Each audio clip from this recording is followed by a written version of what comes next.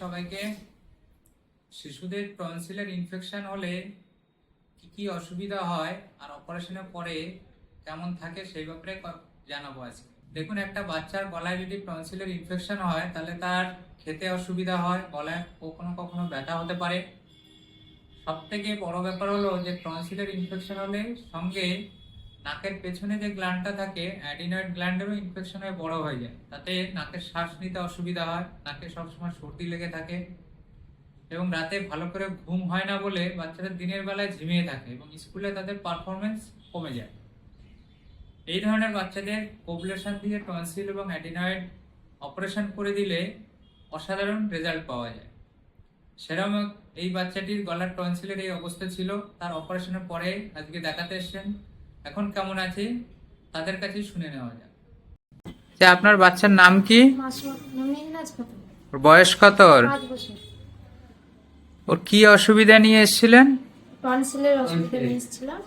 নাক দিয়ে নিঃশ্বাস পড়তো না, মুখ দিয়ে নিত। রাতে ঘুমানোর সময় মুখ খুলে শ্বাস নিত আর নাকে সুরে আওয়াজ হতো। হ্যাঁ, আওয়াজ হতো, খেতে কষ্ট হতো, দেরি হতো। খেতে দেরি হতো, গলায় ব্যথা হতো। গলায় ব্যথা হতো।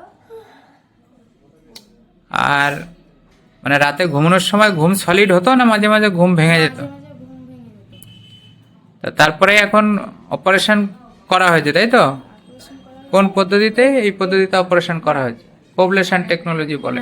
এটা মডার্ন টেকনোলজি।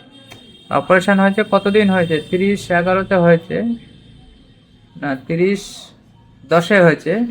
1 মাস মতো হলো, হ্যাঁ, 26 দিন হলো। এখন বাচ্চা কেমন আছে? এখন ভালো আছে, সুস্থ আছে। এখন আর নাক আটকায়, মুখ খুলে আর শ্বাস নেয় না, এখন মোটামুটি ঘুমও ভালো হচ্ছে, তাই তো? আর খেলাধুলো? খেলাধুলা ভালো হচ্ছে সব। আগে খেলাধুলো ভালো করতো, না, এখন অনেকটা খুশি খুশি থাকে, সারাদিন ছোটাছুটি করে। হ্যাঁ, ছুটাছুটি করে। মেনাজ, এদিকে দেখ, কেমন আছিস তুই এখন? আর গলায় ব্যথা হচ্ছে আর নাক আটকাচ্ছে আর নাকে সুরে কথা হচ্ছে, আর বলো না, বলো। নাক দিয়ে আর কথা হচ্ছে না, তখন ভালো কথা হচ্ছে তো? ভালো কথা হচ্ছে। তুই খুশি? একদম পুরো লাইফটা পাল্টে গেছে তো আগের থেকে? ভালো, বলো না, আমি ভালো আছি, খুব ভালো আছি, বলো।